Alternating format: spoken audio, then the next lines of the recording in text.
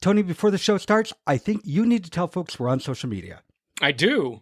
We're on social media. Well, there you go. We're now on Facebook and Instagram, and it's at Going Hollywood Pod on both of those. So that's our handle, at Going Hollywood Pod, on both Facebook and Instagram. And what are we posting, Tony? And we're going to just be posting, we'll talk about the show occasionally, but mostly it's just going to be like, what's happening? Who's a birthday? Who do we want to talk about and commemorate today? Who died? Because that happens a lot. It'll be fun. So it's at Going Hollywood Pod, and it's Facebook and Instagram. Links are in the show notes or on the website, goinghollywoodpodcast.com. You'll find them there too. Go on, stay tuned. I don't want realism, I want magic. Magic. Yes, magic. I try to give that to people. I do misrepresent things. I don't tell truth. I tell what ought to be truth, and if that is sinful, then let me be punished for it. Don't turn the light on. Hey, Stella! Deliberate cruelty is not forgivable. You know that I've been on to you from the start, and not once did you pull the wool over this boy's eyes. We're talking about his desire. Just brutal desire. The name of that rattle-trap streetcar that bangs through the quarter. Haven't you ever ridden on that streetcar? And you are the queen of the Nile, sitting on your throne, swilling down my liquor. You know what I say? Ha ha! I stayed at a hotel called the Tarantula Arms. Tarantula Arms? Yes, a big spider. That's why I brought my victims.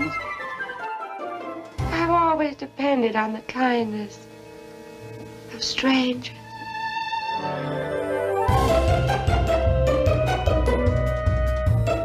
Hello, I'm film historian Tony Maeda. And I'm Brad Shreve, who's just a guy who likes movies. We discuss movies and television from Hollywood's golden age. We go behind the scenes and share our opinions, too. And of course, being the average guy, my opinions are the ones that matter. As does your self-delusion. Welcome to Going Hollywood. Tony, I want to start out this episode a little differently than we normally do. Okay, go ahead. Normally, we put off me giving the synopsis. I'm going to do it right up front here and tell people what A Streetcar Named Desire is about. That sounds great. A Streetcar Named Desire is a classic film about Marlon Brando wearing tight T-shirts. And I am okay with that. I am not mad about that at all. In fact, if Marlon was here, he'd say, you know what, Brad, Tony, I understand it. I was pretty turned on, too. What do you think you are, a pair of queens? Would it drive you crazy if I did this for the whole podcast, Brad? Well, do you want my critique of your accent? It's not very good. You sound like the love child of Marlon Brando and Pee Wee Herman.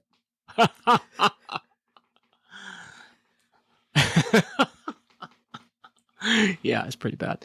I'll stick to Little Edie. It's very funny. But that's I can't tell you how many times I've seen this movie so many times. And every time I see him in the very first scene, he takes my breath away. Every time. What is it about Brando in that T-shirt, in that gorgeous black and white photography? It is just stunning. I mean, you can understand why he just blew everybody away throughout the world with this. I mean, it's crazy. It's insane. He still does it. That's what's amazing to me. This launched his career, and it would have been a travesty if it didn't, because he was amazing. You know, it's funny. Yes, obviously, we're talking about A Streetcar Named Desire for anybody who has not caught on to that by now.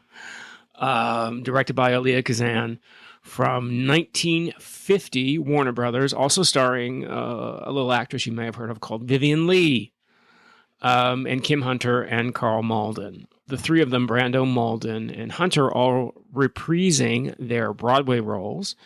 And Vivien Leigh brought in to replace Jessica Tandy, who was the original Blanche DuBois on Broadway. And I can't wait till we talk about that. I have a few words about that. But anyway, go on. Do you? I do too. Good, good.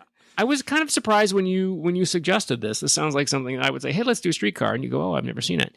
But you've seen it, clearly. Well, Tony, it's not like I don't watch classic films. But the reason I wanted to do this is I remember the movie and loving the film. I don't remember the details. I really didn't remember a lot of the details of the story. But what I did remember is in drama class in high school. We didn't do this play on the stage, but we did read it in class, and I fell in love with it. I remember just how much I loved it. And I wanted it to take me back to get that feeling again, and it didn't let me down. That's amazing. Yeah. I had a similar first experience with Streetcar, that it was the play, and I read the play, and I don't think I have ever been so affected by a play, by reading a play before or since. So much so that I read it. I used to read it once a year, every year. It's the most beautifully written piece of work. And Tennessee Williams just really outdid himself with Streetcar. And then I saw the film. I can't remember the first time I saw the film. It was quite a while ago, but I can remember being knocked out by Brando. But I'm always knocked out by Brando, young Brando. It's just, you can see why he set the world on fire with this. And then it began with the play. You know, he galvanized Broadway with this play. And it wasn't like he came out of nowhere. He had done a few plays on Broadway. And but it was this film, this performance, this character. It's one of those instances where the character and the actor come together, and the effect is so perfect and so startling that it, in this case, changed acting. It changed the way Broadway perceived plays. When the film was made, it changed Hollywood, and the whole style of acting changed because of this performance. Think about that for a minute. I mean, an entire style of acting changed because of this one performance by this one man. Incredible. It is incredible. And I loved it when he was on. Oh my God, what an awful, awful person. And I heard he didn't like playing this role because Stanley Kowalski was such a horrible person, but you couldn't wait for him to be on the screen because he played it so well. Yeah, well, he didn't. You're right. He detested Stanley and he fought that he fought that typecasting for the rest of his life. That's why he did so many.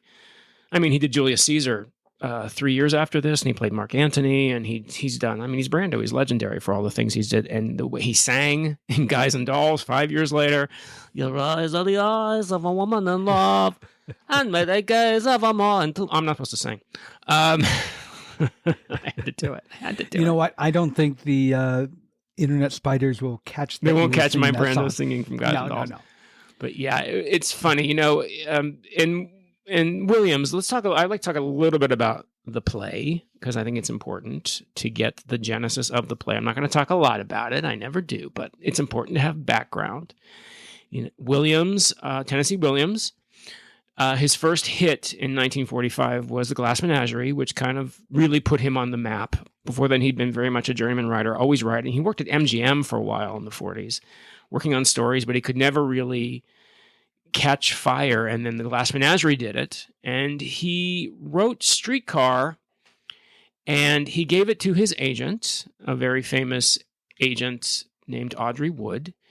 And he said that he based Blanche DuBois on a combination of his aunt, Tallulah Bankhead, but mostly everybody who talks about Tennessee Williams said that Blanche DuBois was based on Tennessee Williams, that he was basically Blanche DuBois, which is kind of funny. If you know anything about Tennessee Williams, it makes sense. So Irene Mayer Selznick was the wife of David O. Selznick, a big producer in Hollywood, produced Gone with the Wind, and the daughter of Louis B. Mayer, so that's quite lineage. And she was starting out her career. She'd left David Selznick, and she was starting out her career as a producer. She had produced another play, which didn't do well, and this play was brought to her attention, and she decided it was her mission to get this play on Broadway. She was a very canny, very sophisticated woman, and she made it her mission to get this taken care of. And she contacted Elia Kazan, who was a director on Broadway. He had directed All My Sons. On film, he had directed Tree Grows in Brooklyn, and she wanted Kazan to do this play. And Kazan was an actor in the group theater. The group theater was basically the precursor to the actor's studio. This is all going somewhere, I guarantee you. I know it seems like I'm going off on tangents, but it all dovetails, okay? It'll all come around. It all comes around. It all dovetails with me. So the group theater is the entity that introduced the Stanislavski acting method to the United States. We've talked about this before. What is the method? The method is the Stanislavski method. When we talked about Breakfast at Tiffany's, we talked about George Peppard. He was a method actor. When we say someone's a method actor, it means they were trained in the Stanislavski method, and it was from the group theater. And from the group theater, these people broke off. Lee Strasberg was in the group theater. He broke off, and he became most clearly identified with the method because he taught then at the Actors Studio. He created his own studio. Stella Adler, same thing. Stella Adler had a student at the New School for Social Research in the 40s that she trained, and his name was Marlon Brando. And even then, he set everybody on their asses with his acting. So you have this conglomeration of people all coming around, circling around this project called A Streetcar Named Desire. I didn't know all that background. Yeah, and I don't know that you needed to, but I told it anyway. No, I love hearing your background stories. It's fascinating to me because there's always a through line. You know, things just don't happen. Brando wasn't just walking down the street one day and walked into a theater and auditioned for this part. They knew who he was. Kazan had seen him on Broadway in one scene in a play called Truckline Cafe. He had one scene and he stopped the show in this one emotional scene. He played an ex-GI who murders his wife, and he just has one scene. So everyone was aware of who Brando was, but Brando, being Brando, was very hard to get a hold of. They could never find him because he didn't have one place where he lived. He kind of went from sofa to sofa to sofa. But they knew they wanted him. So they were eventually able to track him down and talk to him about it. But they had to get the approval of Tennessee Williams. And Tennessee Williams was living upstate at the time. So this is what I love about this story is. So Kazan gave Brando some money and said, go upstate and meet Tennessee Williams and get his okay before we start this play. So he gave Brando this money, and Brando left New York and disappeared for a couple weeks. Nobody knew where he was. Tennessee's like, he's not here. He's not showing up. Well, it turns out he spent all the money that Kazan gave him on God knows what and had to hitchhike to see Williams. But he eventually made it to Tennessee Williams. Tennessee Williams wasn't really sure about Brando for this. And then Brando did something amazing. He fixed Tennessee Williams' plumbing. Tennessee Williams was having plumbing problems. And Brando, I'm sure he took his shirt off. Took his shirt off, climbed under the sink, and fixed his plumbing. And Williams fell in love with him, of course, and said, "You're my Stanley." So that's how that part got cast, because of Tennessee Williams' plumbing problems. Well, knowing Tennessee Williams, seeing Marlon Brando working on his plumbing, and I'm sure his mind went wild, and he was in. Yes. So he was Stanley. But you know, the thing about the play is that the play, it's Blanche's story. You know, when we talk about Streetcar Named Desire, we always talk about Brando. I just imitated Brando when we first started talking about it. You said the reason, you said the synopsis was Brando in a t-shirt. It's Blanche's story. And Brad, you should give us a synopsis of it. It's actually a very simple story. It takes place in the French Quarter, which really surprised me. I didn't realize I knew it was in New Orleans. Mm-hmm. And I've never been in New Orleans, but I picture the French Quarter as a big touristy party place. But I guess at that time, or maybe there's bad areas of the French Quarter. At that time, it was a different animal. It takes place in an area of the French Quarter. Well, the street that they live on, that Stella and Stanley live on, is called Elysian Fields. And that's a real street in New Orleans. And as Blanche says, and we can talk more about this later, they told me to take a streetcar named Desire and transfer to one called Cemetery and to get off at the Elysian Fields. Well, that story right there is the story of A Streetcar Named Desire. You go from Desire to Cemetery to Elysian Fields. What are the Elysian Fields? Are a mythological place where heroes, that was their afterlife in Greek mythology, was Elysian Fields. So you're basically telling you the story of Blanche. But I interrupted you with my little tangent. Go ahead with the synopsis. That's what you're here for. To interrupt you. So Blanche DuBois is a high school teacher who lost her job in Laurel, Mississippi. And we find out it's because she had a fling with a 17-year-old boy. And after that fling, she moves into the Flamingo Hotel in Laurel. And this all takes place this is all before the story begins, but this is how she gets to New Orleans. So in the process of all this, she also loses the family estate, Belle Reve, due to creditors. So she's pretty much down and out, and she moves into the Flamingo Hotel, and she gets this, she's a hussy. She gets this reputation of being a kind of a freewheeling gal. Yeah. And so out of money, she goes to New Orleans, and she moves in with her sister and her lovely husband, Stanley. And Stanley dislikes and torments Blanche. And he eventually rapes her, but that, I guess that's more prominent in the play. They fade to black in the movie. I didn't even catch for sure that he did that. Hello, production code. Yeah, we'll talk about that. Yeah, exactly. At the same time, there's a friend of Stanley's, kind of a card buddy, Mitch, they fall madly in love with each other. And then Mitch learns about her time at the Flamingo Hotel. And pretty much with everything else, Stanley especially tormenting her, Blanche, who was teetering on the edge to begin with, she is driven to madness. Yeah. And that's the story. There really, if you think about it, Tony, there really is no real story here. There's not a traditional... Like a plot?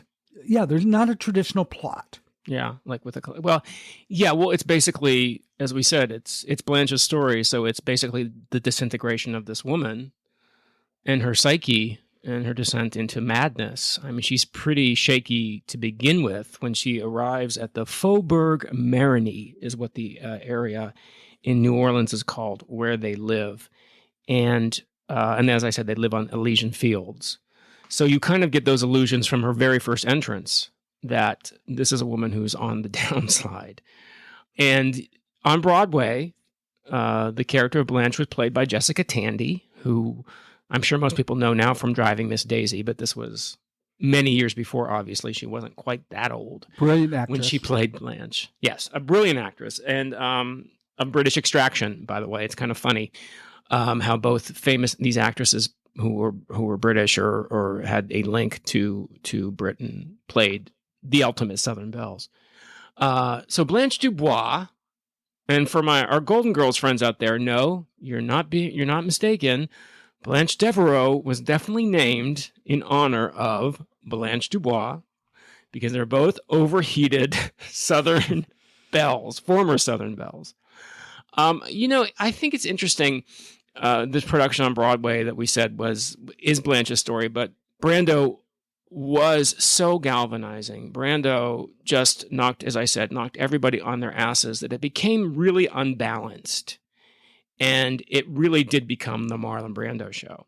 So when they decided they wanted to make a film of it, because first of all, the show was a huge hit, huge hit. It blew everything out of the water that season.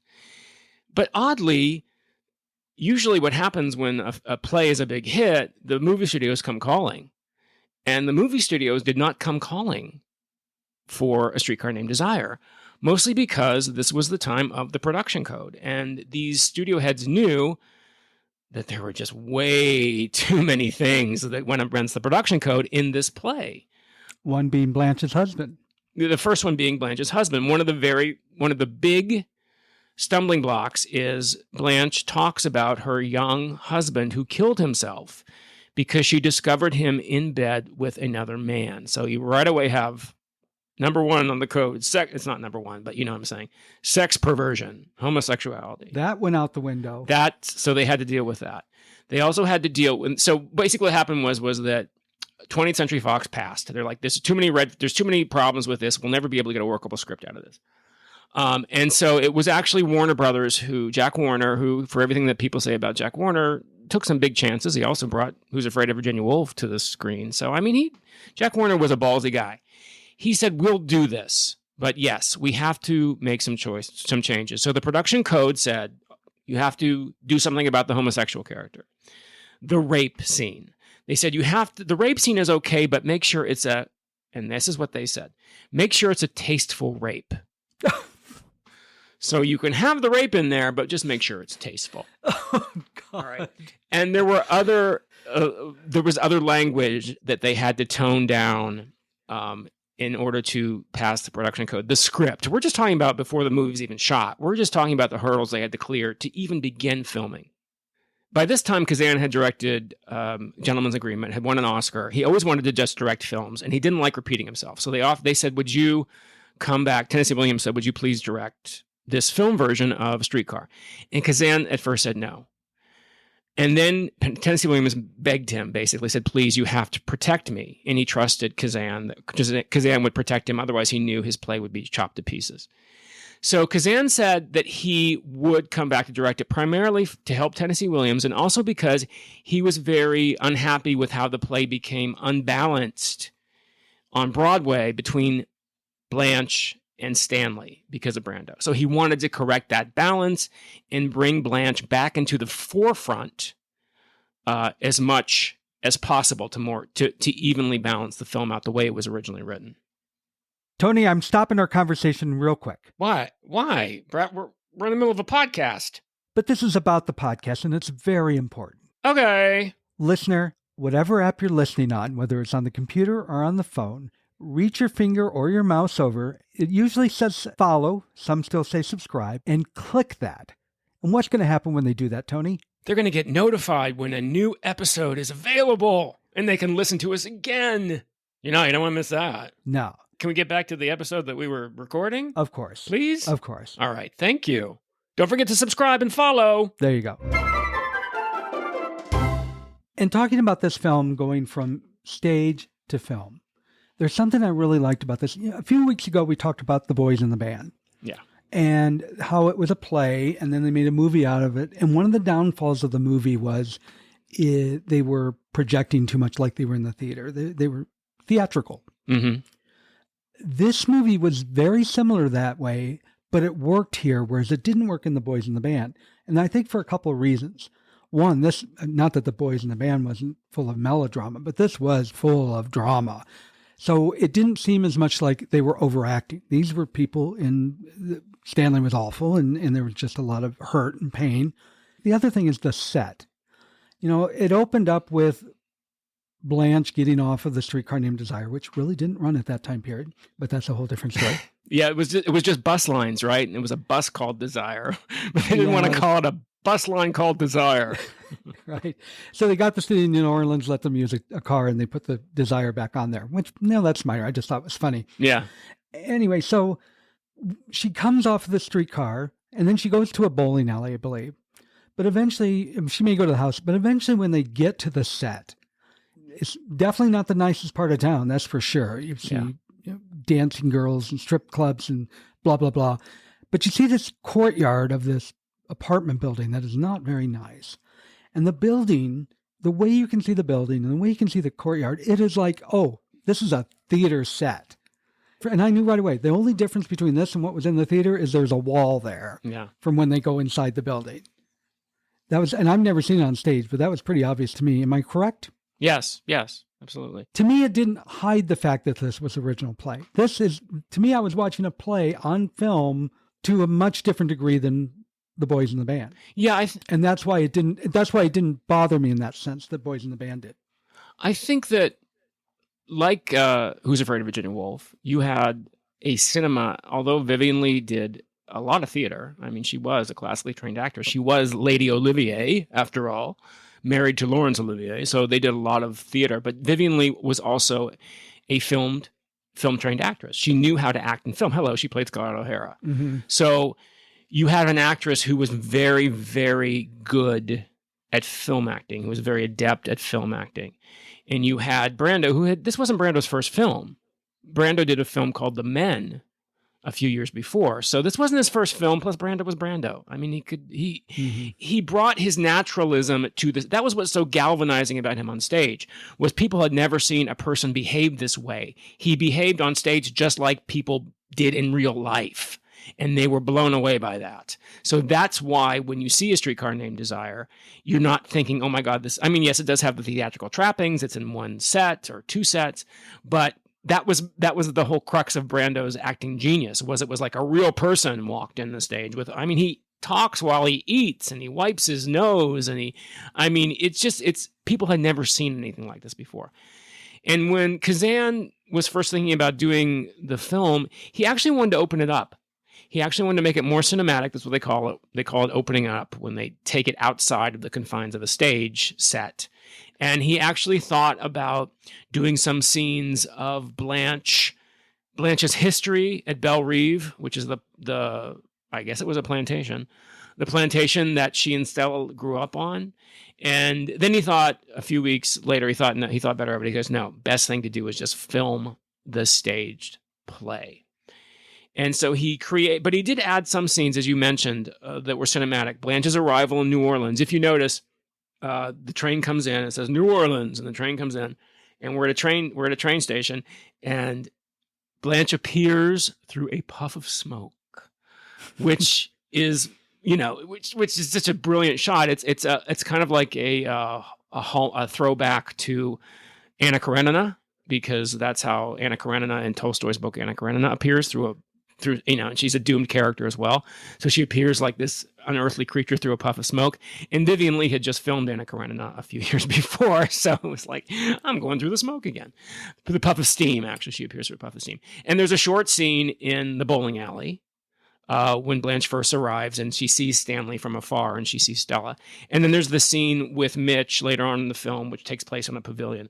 But other than that, it's on those two sets. And what's so genius about that is what's happening in this play when you really think about it. Blanche's life is closing in on her. It's more so it makes a lot of sense that you would film it on this very closed set. So the sense of claustrophobia, also the sense of the heat, the sweat, the sensuality, bodies up against each other fit so perfectly into the themes of this play. And I even read that as the play progressed and as they were filming it, that Kazan brought the sets in closer. He moved walls slightly closer to get that even more of a sense of Blanche's life closing in on her. And I just think it was because Kazan was such a talented film director, and this is such a talented cast, that they were able to bring that off and make it not seem like we're watching a play, like we're watching a film. I heard about the closing walls things, and I got to tell, you don't notice it, but once I heard that, I'm like, oh my God, yes, because you just become increasingly uncomfortable. Yeah. And at one point I thought, God, they seem really cramped. And they didn't seem really cramped in the beginning, but I never made that connection that they made the room smaller. Yeah, it's pretty amazing. It's so gradual. It's beautifully done. Ingenious idea. This set was absolutely beautiful. It is not a place you'd ever want to go. No. It is beautiful, and this place is grubby. The people are grubby. It is very real. And they won for best art direction. Art direction, right. Which I think is well-deserved. Best art direction for a black and white film. Well-deserved in my opinion. Yes, it won for best art direction, black and white. And it was nominated for best cinematography, black and white. And I think it didn't win, but I think that it is beautifully shot. Oh, the whole film is beautiful from the first frame. It's so, the atmosphere just overwhelms you. You get that sense of the heat and the humidity. And then in comes this gorgeous animal named Stanley Kowalski, who just grabs your attention and doesn't let it go. And I want to talk a little bit about the differences between the two Blanches. And I think that Jessica Tandy, although I didn't see Jessica Tandy on stage, I'm not that old. From what I've read and what I've heard and what Brando has said, Brando preferred Vivien Leigh. Oh, really? I think that was because they were kindred spirits. They were both a little bawdy, a little crazy, and they kind of connected in that respect. And Jessica Tandy was she was a married woman. She was married to Hume Cronin for years and years and years. 1,000 years. And Brando referred to her as the school teacher. And Blanche was a school teacher. So I think Jessica Tandy's version of Blanche was much more prim, much more proper, not quite as, again, this is speculation because I wasn't there. It wasn't quite the overheatedness that Vivien Leigh gives to it. Karl Malden preferred Jessica Tandy. He felt that Vivien Leigh was too sexy in it. And Vivien Leigh, just hold on to your phones for a minute. Vivien Leigh was only 37 when she made this film. I know. Okay. Think about that for a minute. She had just played Scarlett O'Hara 11 years before in 1939. So maybe 10 years, because they shot this in 49. So 10 years before, she was the ultimate femme fatale, Scarlett O'Hara. 10 years later, she's playing an over-the-hill woman whose life is over. I mean, it's insane. Yeah, it's pretty crazy. The reason I would have liked Jessica Tandy, and I didn't see the play, but I love Jessica Tandy as an actress. And the story with her and Hume, I just think is a Hollywood love story. Yeah. But anyway, my entire family, we laughed a lot, and we weren't supposed to be laughing because what we felt we were watching was Scarlett O'Hara has lost Tara, and she has fallen into madness. Yeah. And I could not shake that because that really is what it is, the way she played it, in my opinion. It's incredibly meta. It's meta for the character of Scarlett O'Hara, because you had the ultimate Southern belle who a decade ago was, the most beautiful thing in the world. And now her life is falling apart 10 years later. Scarlett O'Hara was a lot stronger than Blanche DuBois. That's important to point out. Blanche DuBois, yes. Scarlett O'Hara, after all, tomorrow is another day. She'll never go hungry again. I mean, Scarlett O'Hara was much stronger, but you get that through line, which is another wonderful genius thing about casting Vivien Leigh. Vivien Leigh was obviously cast because she was a movie star. She was a name. And if you're going to have Brando, who had only made one film, if you're going to have Kim Hunter and Karl Malden, both from Broadway, who were not names, you need a name. And how fortunate that the name Vivien Leigh was available. It was not only available, Vivien Leigh wanted to do it. She played Blanche in London, directed by Laurence Olivier, directed by her husband, in preparation for doing the film. That's how much she wanted it, and that's how much she identified with it. It's also a very meta performance in the fact that Vivien Leigh said that Blanche was probably the role that tipped her over into madness. Being is that the strain of playing Blanche sent her past the limits of her own mental frailty. Vivien Leigh was famous, well, not famously now, but Vivien Leigh had a lot of mental instability. She had her first breakdown. She was bipolar, which, when we talked about Carrie Fisher, it's kind of interesting that we're also talking about another actress dealing with the disease of bipolar. And she had her first bipolar episode after she had a miscarriage. And correct me if I'm wrong, but isn't that pretty much a valid theory that very often mental illness is set on by a traumatic event creates the first set on of a mental illness? Well, it's unknown what causes bipolar disorder, but it's believed to be hereditary. You're born with it. Mm-hmm. Not so great analogy as alcoholism, and maybe it's not so bad because substance abuse rate in people with bipolar disorder is much higher, as is the suicide rate, which is astronomically higher. People are predisposed with it. For example, if drinking heavily makes a person an alcoholic, everyone who went to college would be an alcoholic. That doesn't happen. Right.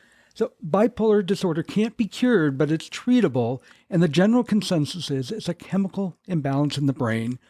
And it can be more evident after a traumatic experience triggers it.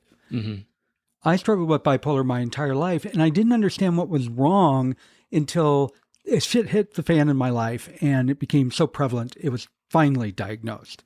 Thank God. Yeah. As for Vivien Leigh, I know women who showed more pronounced symptoms of the disease after childbirth. Yeah. So it is not uncommon.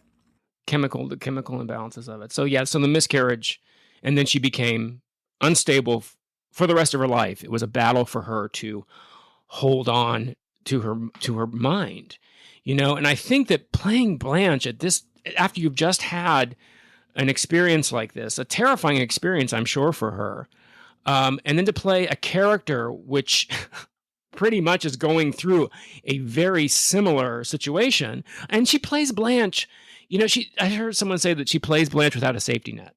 This is a character who runs the gamut, who's in the extremes. And she plays it. She's so brave in her portrayal. She's so out there. She's so exposed. And for as strong as Scarlett O'Hara is, and as for as conniving as Scarlett O'Hara is, Blanche is also conniving, and Blanche is very deluded however. And Scarlett O'Hara was never deluded. Scarlett O'Hara was a realist. So I think it's interesting that one character makes you think of the other, but when you really look at the two characters, they're totally different characters, played by the same actress in Oscar-winning performances. Well, I think my husband worded it well. He said she was Scarlett O'Hara broken. Yes. And I think that's legit. And one thing I will give her to say that she was good in this role in a sense, Blanche, despite her station in life, she basically was trying to be Scarlett O'Hara. Yeah. She was trying to be something she was not. And maybe she was back when Belle Reeve was around. I don't know. We really aren't told that, and I'm fine with that. I'm glad they didn't do the background. I like it being kind of mysterious and should stay that way. But maybe she was that Southern belle that she was still trying to be, but she certainly was not. Yeah, no, it's better off left, I think, to our imagination. And Leigh does, Kazan preferred Tandy as well, he said, but he also said that Vivien Leigh really earned his respect. He felt that Vivien Leigh's performance had too much of Laurence Olivier in it, which, makes sense. She just did the play directed by Laurence Olivier. But that she was probably the gutsiest actress he ever worked with, that she would stop at nothing to get this performance right. And she really, really, he said something about she would walk on glass to get this performance right. And you can sense that. And she did some amazing things. What I find impressive about her in this film, one of the things is how she uses her voice. She's got like 3 different registers of her voice. She's got her upper flirty range, when she first meets Mitch and she's being all coquettish with him. And then she's got her normal middle range, which is how she talks to Stella, primarily Stella, or another woman. And then, when she's in sadness and despair and anger, her register drops. And you really get the sense. I mean, it's this deep, longing voice. And I find it so I love technical stuff like that. I love, maybe it was because I was an actor, but I love seeing these actors be this technical. So you have this actress who is of the stage, of the British stage. Yes, she had done film, but of the British stage, very technical. And then you have this wild thing named Marlon Brando. And they come at each other in 2 different styles and 2 different ways of approaching a character. And, it's not just fireworks, it's cataclysmic when these 2 get together. And I think that's a great example of how these 2 different styles can really work. Sometimes it doesn't. Sometimes it looks like people are in 2 different movies, but not in this. They hit each other and it's a cataclysm. And I think that's what gives this movie its energy and its fire, are these 2 people just bumping up against each other over and over again until one of them eventually breaks. Their relationship feels very real and very sick. Yeah. And another thing I want to say, through most of the film, you do not see Blanche's face directly. It's shadowed and you don't really know that, or at least I didn't notice it at all until the end. Yeah. When Karl Malden exposes her face. Yeah. After he finds out that she had this past, and he says, I want to see you. And she's begging him not to turn on the light. Yeah. And he does. When he turned on the light and you're looking at her face, that was when I'm like, we haven't seen her face really that much throughout this film until then. No, it's true. And they did a very good makeup job in making her look older. The wrinkles on the head were a little too much, but for the most part, they did a good job of making her look older. I was quite impressed. I was actually surprised to find out how young she was after I saw that. That was definitely smart filmmaking, because they had to hide her face because she wasn't, she didn't look like this woman who's on her last, the last journey of her life. This is her last hope. How sad is that? This is her last hope. I think that's what hits me so emotionally about this film is that when you realize in the end, again, spoiler alerts for a 60-year-old movie. We forgot to mention that. So if you haven't seen Streetcar, when she's taken away to the asylum, it really hits you. You're like, oh my God, her life is over.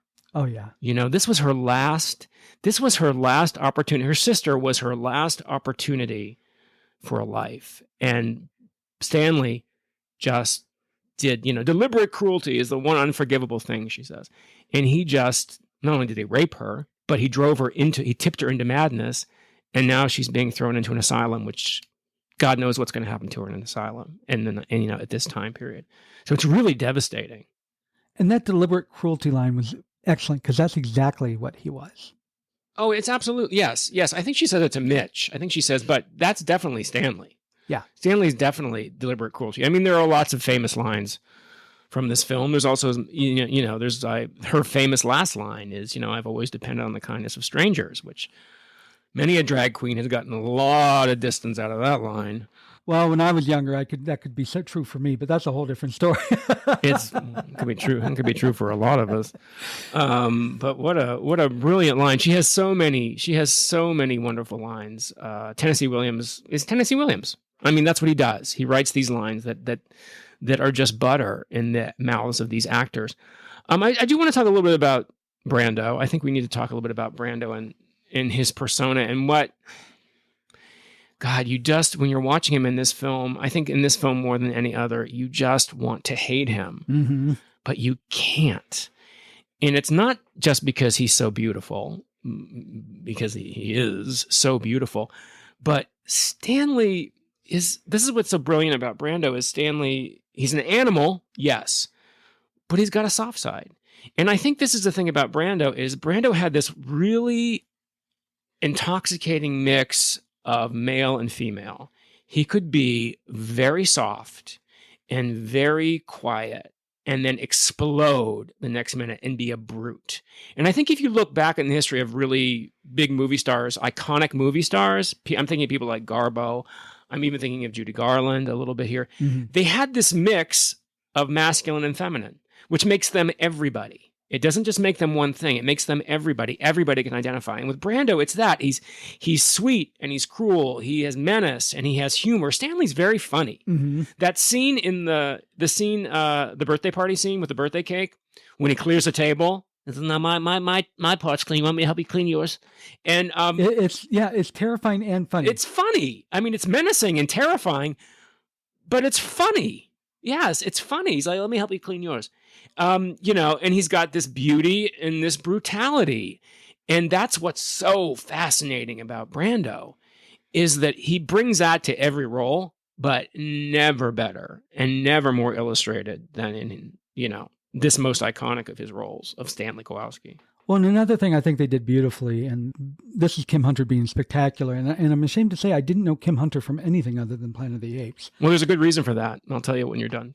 The codependent relationship and this very dysfunctional relationship was so real. Two people that don't get along, they're like oil and water, but they need each other, and there's a passion. I don't know if I would call it love, but there's a passion. Lust. Yes. And I know they changed, well, who could blame him? But I know they changed the ending on that as well. Yeah. But yeah, it's lust. How about that scene where the morning after, after the fight and after the whole Stella, and she comes down the stairs with that look of contempt / lust. And they go back to the bedroom and they just fuck all night. And she's laying there in bed. She has no clothes on, if you notice, when Blanche comes down. And she has that look on her face. And she says to Blanche, and Blanche says, he's like that streetcar named Desire that rattles up and down the street here. And she says, have you ever ridden that streetcar, Blanche? I mean, hello. That's right there. That was a hot scene too. Yeah, that's fabulous. You see his back, and she's running arms up. Anyway. I guess it doesn't surprise anybody that Marlon Brando worked out a little bit before he did this film. Yes. Because, wow.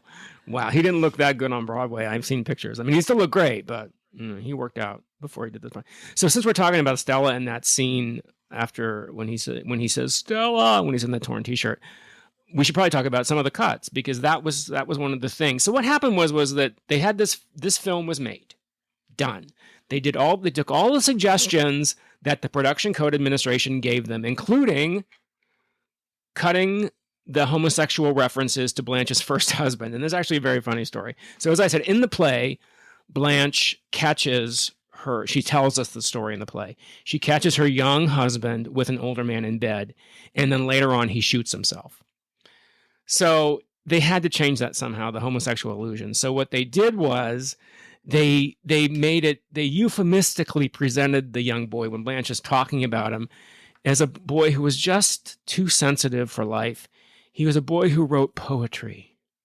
And Vivien Leigh allegedly said to Kazan when she read this, she said, "You mean I have to say you disgust me because you write poetry?" But you get the idea. He's a sensitive boy who's just too sensitive for the world. And there's a lot of euphemisms. And so they took care of that whole homosexual character in there. They also softened the idea of Blanche getting kicked out of her hometown because of her promiscuity. She stayed at Tarantula Arms, she says in the restored version. The name, yes, I met many, many strangers in Tarantula Arms like a spider, was the hotel where she would have her assignations. The rape scene, as we discussed. So these things all passed the production code, and they thought they were home free. And then, what do you know? The church. Here comes the Catholic Church. Of course. Here comes the Legion of Decency. You may have gotten approval from the PCA, from the Production Code Administration, the Catholic Church said, but you didn't get it from us, and we're going to give you a C rating. Now, back in the days, a C rating from the Catholic Church meant condemned, which basically meant that priests could tell their congregation, you go watch this movie, you're going to hell. It was a mortal sin to see this movie. So that means no Catholic could see it under threat of eternal damnation. So they got a mediator together, one of the guys who originally wrote the code way back in the 30s, and they made some changes in the version. One of the changes was Stella's walk down the steps. After he yells Stella and she looks at him after they've had their fight, and she looks at him with that mix of contempt and lust, and she has just this carnal look on her face, like she's ready to tear her clothes off and tear his clothes off. And she does this long walk down the stairs, and it's a close-up. And the music is, talk about lascivious music. I mean, we have no doubt what's happening here. That was changed from a close-up to a long shot, and they changed the music to more violins, so it wasn't quite as blatant. They removed a couple lines, like Stanley has a line to Blanche at one point where he says, I would get ideas about you. And he kind of looks at her and she goes, what do you mean? And he goes, you know what I mean. So that was cut. That's in the restored versions. In today's world, that's hard to imagine that was taboo. Yeah, I know, right? I mean, who cares? But she also cut the line I just said about, I have had many meetings with strangers. So that was cut. So there was they cut about 4 minutes. And the Catholic Church was like, okay. Oh, there was one more scene. There's a scene with a newspaper boy in which Blanche asks him, Yes, I was going to ask you about that, if there was more to it. Yes. Well, you probably saw the restored version. I mean, I'm not sure which version you saw, but the restored version, it's a scene right before Mitch comes to take Blanche away, and she's reminiscing about her in her mind. She's having an episode. Yes, I saw the restored version. And so the newspaper boy comes to collect for the paper, and he's this young, good-looking kid, and she requests to kiss him softly on the mouth just once.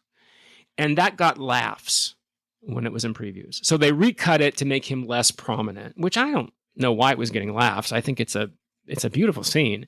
And you get the real longing in this woman for her. It's sad on her part. The life of beauty that she lost. You could tell she's longing to be young. Longing to be young and longing for her life that she had at Belle Reve, which is gone with the wind.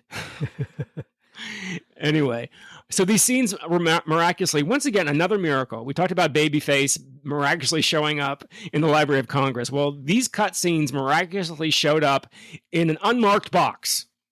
And we're like, oh, these are the scenes that were cut from A Streetcar Named Desire. So they're back in now. And most versions that you see now, I believe, is the restored version. And the easiest way to tell is just look for Stella's walk.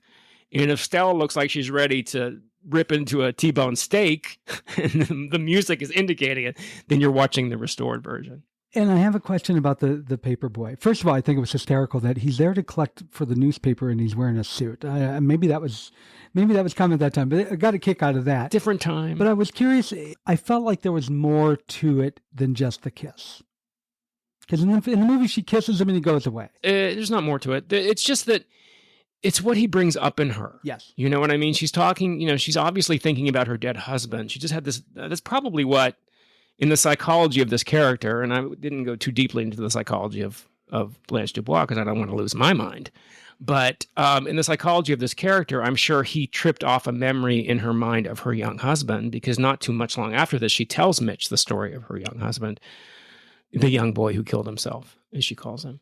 So there wasn't more. I think that that's the purpose of it. I think the purpose of it, and this is just my interpretation, is to kick her into that reverie about her husband so we can find out about that. And it was quite obvious. It did a good job of showing that she was trying to regain her youth through this boy. Yes. Well, she's Blanche DuBois. Blanche DuBois has become a catchphrase for fading Southern belles. That's why we got Blanche Devereaux. Yeah. It's all you need is that one, even Blanche.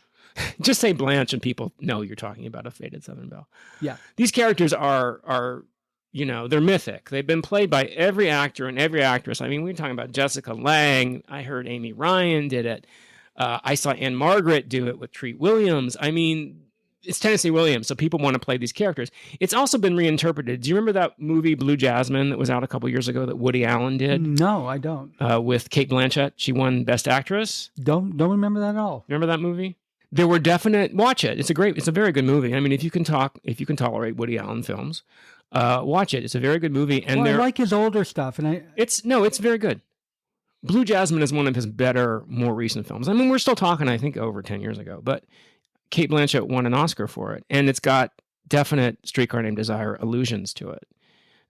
So, I mean, there's that. It was played by Tallulah Bankhead, who was one of the inspirations for Blanche, actually did a production of this in the mid-50s that turned kind of comical, which is very sad.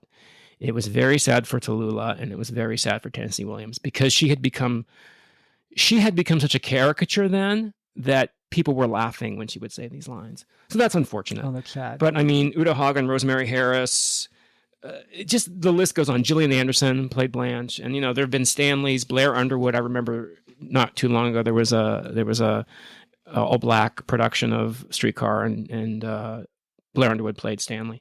So people want to play these characters. I mean, they're iconic characters, but I just don't think, how can you possibly touch Brando and Leigh? I mean, it's everything. It's everything. Yeah, it's amazing. And you talk about iconic characters. I need to point out iconic lines, which you named them already. But my husband, who has never seen this movie, when Stella is upstairs in the apartment and Stanley you see the angst that he has in his face. They show close-up of his face. And Maurice goes, "Here it comes. Here it comes." And he goes, "Stella." And Maurice goes, "Yes, there, he said it." Yeah. He knew right away. And then at the end, when she said, "I've always relied on the kindness of strangers," he was like, "I've been waiting the whole movie for that line." It's her last line. That's why you're waiting for it. Yeah, talking about the Stella thing, I always thought it had to be overrated. And then just watching it again recently, I was like, it's not overrated. He is unbelievable when he yells Stella. You get all of that from him. You get all of that fear he has that he's lost her. You get that desire for her. You get, I mean, everything in that. That's why it's iconic, because it's so fucking good when he does it. It's full of everything in Stanley. You can define the passion in many, many, many ways, but you can't argue that was a passionate scream for Stella. Oh, it's from the depths of his soul. And then when he drops to his knees and he's like a little boy and he's crying, and she wraps her arms around him and then kind of digs her nails into his back. You get their relationship. You understand why she's with him. You also understand, I should point out one other important change to the script that I forgot to mention is that after the tasteful rape that has pushed Blanche into madness, and Stanley and it's alluded to that Blanche has been telling Stella what Stanley did and that nobody believes her, which also chips her into madness, and then she's taken away. Stella realizes that Blanche was telling the truth, and she does not go back to Stanley. She says to her baby, "We're not going in there. I'm never going back in there again." And she goes upstairs, and that's where the movie ends. The play doesn't end that way. The play ends with her going back with Stanley. Yeah. So they felt that there had to be some kind of repercussions for this heinous act that Stanley did. And that was one way of, quote unquote, punishing the bad guy, was having Stella leave him. Now, I don't know how long she says, I'm never going back in there again, but we've clearly seen her willpower when Stanley's there with a torn t-shirt ain't all that strong. But that was an interesting change that they made. So I think the legacy of this film to acting, clearly, this film, Brando's performance in this film changed screen acting forever. From then on, you had the old actors and you had the new method actors. In an entire generation, even up to my generation. I mean, I studied Stanislavski. I studied the method. That's what you do now. And, from Brando to James Dean to Paul Newman to George Papard, for Christ's sake, to James Caan to Al Pacino to Robert De Niro. This is all because of this one actor's titanic performance. So I don't think you can overstate the effect of Brando in this film. I agree. And that's it. Are we done? I think we're done. Tony! Can I tell you one thing, though, Brad? Sure. Never let him see you ache. That's what Mr. Mayer used to say. Oh, I wear my heart on my sleeves. Or is it ass? Never let him see your ass. Unless it's Marlon Brando's. Well, I don't have the ass I had when I was 25, so I don't know if that's a problem. Thank you, everybody, for rating us, for reviewing us, for listening. I hope you're listening to our Spotify playlist. It's a beautiful score by Alex North from this film. Please subscribe, rate, review us. Let us know what you think.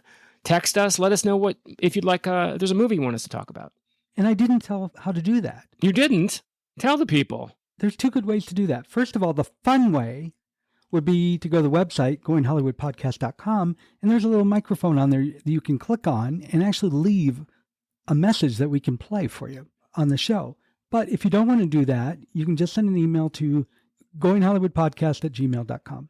Let us know either way what you think, or if you have any suggestions, or both. It'd be great to hear from you all.